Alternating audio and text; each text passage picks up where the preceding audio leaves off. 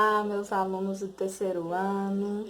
Estamos retornando aqui com mais uma videoaula sobre a genética. E nós paramos na aula anterior com a molécula de DNA, né? E como eu havia dito para vocês, a molécula de DNA, ela tem um momento que ela se encontra condensada em forma de cromossomo. E quando ela fica nesse estado, ela tem uma função regulatória dentro do núcleo da célula. E todo o seu material genético fica inacessível dentro do núcleo. Mas sim, vai ter um momento em que trechos do DNA ficará acessível para que ocorra a fabricação de proteínas.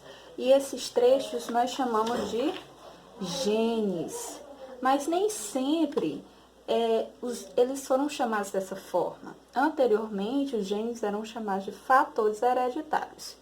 E um grande cientista chamado Johansen, ele fez um experimento com feijão comum, que é o feijão dos lugares. Esse feijão aí que vocês têm uma bacia grande, cheia de feijão aí na casa de vocês, né? Ele observou que dentro dessa espécie, feijão dos lugares, existia algumas diferenças. E essas diferenças eram dadas não só pelos fatores hereditários, não só pelos fatores genéticos, mas também pelo ambiente. E eu falei para vocês, né, que as características visíveis, aquelas características que a gente observa, ela é chamada de fenótipo. E o genótipo é toda a constituição genética de um gameta, né? E a interação desse genótipo com o ambiente resulta no fenótipo, gente. Então, o que Johansen observou nesses feijões era o fenótipo. Ele viu que tinha diferenças nos fenótipos. E isso ocorreu devido à interação do genótipo com o ambiente, ok? Aí nós chegamos nessa parte aqui que é muito crucial. No segundo capítulo do livro de vocês, ele é exclusivo para um homem chamado Gregor Mendel. E Gregor Mendel, ele era um monge cientista, né? Era um homem religioso, mas que também era amante da ciência. Ele não era pouca coisa, viu, gente? Ele era formado em Física, Matemática e História Natural. Ele não simplesmente cruzou as ervilhas lá e pá, deu um resultado. Não, foram anos de pesquisa. Era um apaixonado pela botânica, inclusive ele tinha todo um jardim lá no monastério.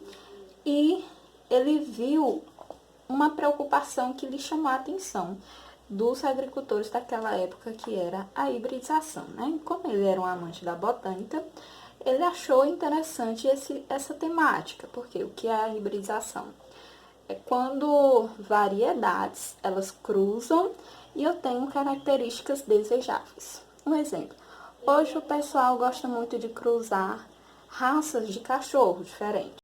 Ah, eu quero um cachorro alto, mas que seja peludo. Aí o pessoal cruza lá um pastor alemão com um poodle, por exemplo, né? E aí eu tenho as características que eu quero. Houve o quê? Uma hibridização. E foi isso que Mendel fez com as ervilhas. Agora, por que Mendel escolheu especificamente essa planta, dentre outras plantas que há no reino Plantae, ele escolheu a ervilha de cheiro? Vamos entender aqui por quê, né? Devido a algumas características. Primeiro, porque ela era hermafrodita. Depois, era muito fácil de fazer fecundação cruzada e também a autofecundação. Como foi que ele fez, né? Essa fecundação cruzada. Ele pegou aqui uma florzinha, uma flor doadora do pólen, coletou e aplicou em uma outra flor. Só que antes de aplicar, ele cortou aqui as anteiras. Porque o pólen, nós sabemos que é o órgão reprodutor masculino da flor. E ele coletou aqui, como era hermafrodita, tinha os dois sexos, ele coletou aqui de uma flor e colocou na outra florzinha. Por isso que se chama fecundação cruzada. Vamos dizer que aqui era a flor da ervilha verde, né? E foi aqui para a flor da ervilha amarela.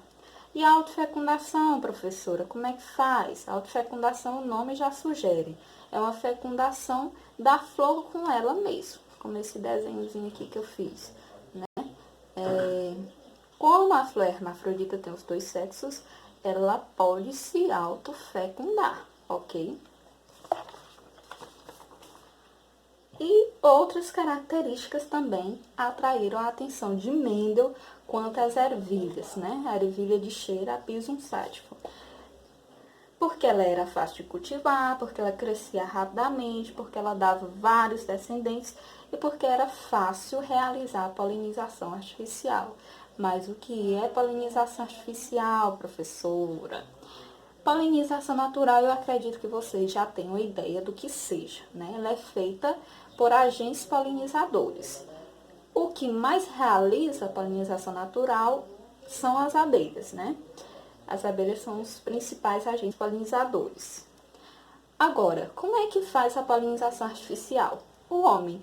O homem faz a polinização artificial. Inclusive, tem sido feito bastante com as folhas de maracujá. Por que está sendo feito com as flores de maracujá? Porque o agente polinizador está diminuindo em sua quantidade. Então, foi necessário o homem tomar uma atitude e fazer polinização artificial, como Mendel fez, ok?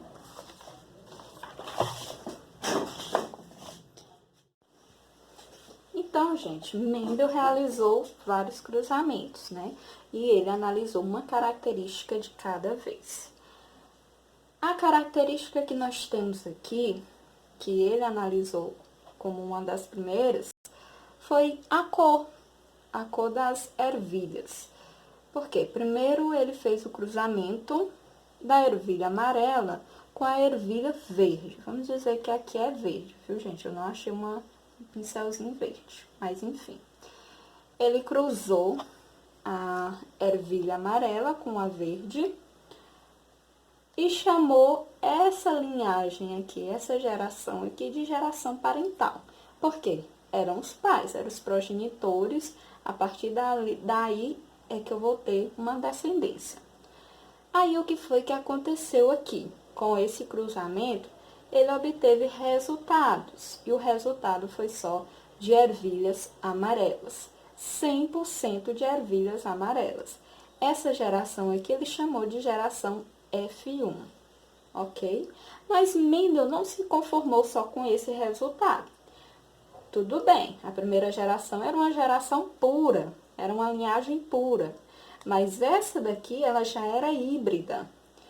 Então, o que foi que ele fez? A autofecundação. Aqui ele fez a fecundação cruzada e aqui ele fez a autofecundação da florzinha lá. Lembra lá que a flor é hermafrodita, né? Então, dá perfeitamente para fazer a autofecundação. Neste caso aqui, quando ele cruzou esta amarela híbrida com ela mesma, o resultado agora é diferente. A geração F2, que foi assim que ele chamou, teve aqui 75% de sementes de ervilhas amarelas. Mas tenho aqui uma ervilha que é verde. 25% das ervilhas saíram verde nessa geração F2. O que foi que Mendel concluiu aqui? Ele concluiu que houve uma característica que dominou em todas as gerações, mas também houve uma característica que entrou em recesso em uma geração. Vamos saber qual é a característica? A cor que entrou em recesso e a que dominou? Veja bem, a amarela eu tenho aqui na geração parental, passou para a geração F1 e eu tenho também na geração F2 em grande quantidade. Então, eu sei que a característica dominante aqui é a cor amarela. Neste caso, para característica dominante, eu uso letra maiúscula, né? Eu tenho aqui um par de alelos com letra maiúscula porque ela dominou. Já a característica verde entrou em recesso. Eu tenho aqui na geração parental, na geração F2 ela não apareceu, mas se manifestou na geração F2. Na F1, aliás, não se manifestou, mas na F2 apareceu.